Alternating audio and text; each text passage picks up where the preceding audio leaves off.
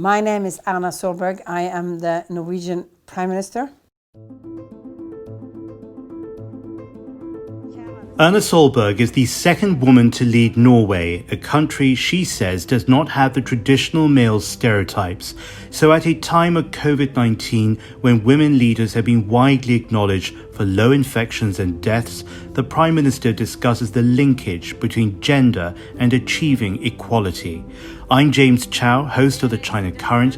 This special interview with Erna Solberg is in partnership with She, the community, conference and movement to encourage equality in business, drive growth and create real change in society. Prime Minister, when we watch you, when we listen to you, when we feel the impact of your vision, we understand that you embody the range of sustainable development goals. You mentioned some of them there: quality education, good health and well-being, life below water. But of course there's goal number five, which is gender equality, because we live in this world where there's so much critical gender inequality, and the World Economic Forum says that COVID-19 could add decades onto the centuries fight we have to close the gender capital gap. My first question on this would be, what can we do? What can we all do to progress in this fight for gender equality? I think the WEF is a little bit too pessimistic on women's issues. There's a lot of these things that are basic structural changes that have happened in decades, and that won't change because we have had this health issue. But we see that violence against women seem to have increased during this period, because domestic violence is one of the biggest health risks for women. We see that, of course, when schools are closed, we will have to look even harder on the fact that when they open up again, that also girls are included in the educational system, that they are not lacking behind when you start up again around the world. So I think there are more hope for these issues. But there are a couple of areas where I see that there has been a setback before COVID-19 too, and that's reproductive health in a lot of countries. We see that has been more difficult the last years. Of course, has to do with financing of international organizations' work, but also that when there is a turn back for human rights around the world, it often aligns itself with a more difficult situation for women's rights. And even though women mainly is a majority, they tend to be, in this aspect, more of a minority when it comes to ensure that the rights are also in focus. When we look to the future, how can we mitigate the impact that COVID-19 is having on women and girls, but also how can we ensure that they benefit from the long-term recovery?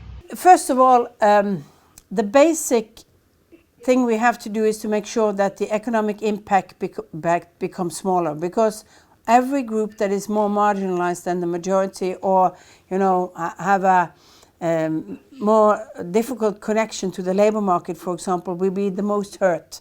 We see that in Norway too. I mean, migrant family and migrant women are more out of work now than the Norwegian citizens on an average is, because they are working in the tourist industry, they are working in more low-paid jobs that have been more hit by this crisis.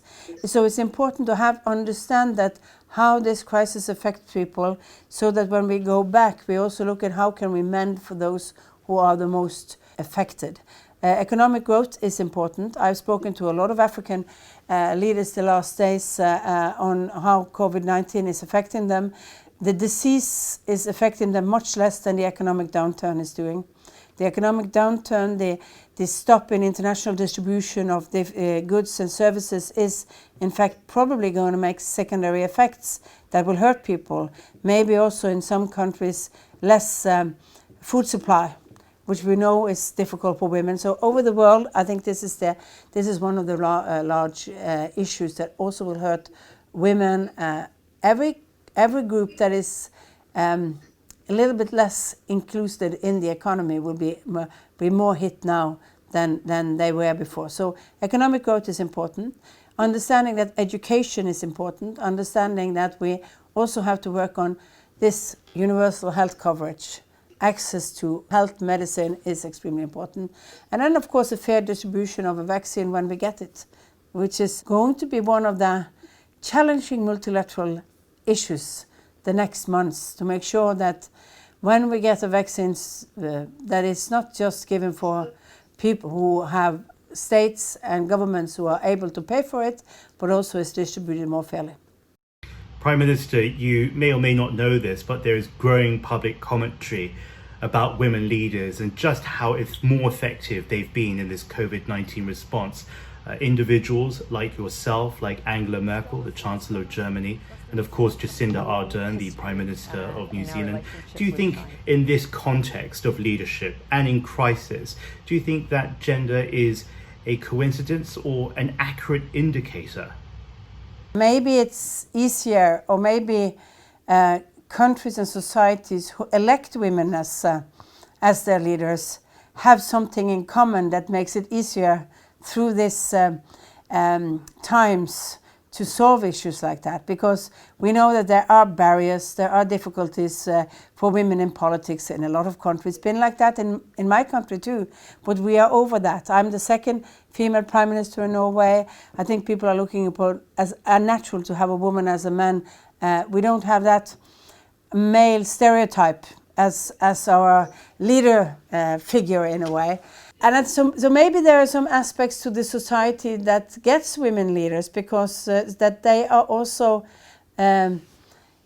maybe organized in a different way, have this community feeling that is clearer and bigger. I agree that if you look at most countries led by women today, the COVID-19 response has been firm, it's been clearer, and the numbers are lower, both on people who are sick, but also on people who have died during this. I think it's an interesting social science dispute in the future. Does leadership lead to something more? I think what women leadership sometimes lead to is maybe that we are addressing these issues publicly a little bit different. That we are trying to be less authoritarian and more persuading and communal in our way of dealing with this, because we probably know that raising the finger and telling everybody that you shouldn't do that and that, but getting people to understand why we are doing things is more a female type of modern leadership. Convincing people for things that is right, not threatening them to do it. You can listen to the full conversation with Erna Solberg at ChinaCurrent.com or your preferred podcast platform. This interview is a special partnership with She, the community conference and movement to achieve global gender equality. Be a part of the transformation and join their call to action.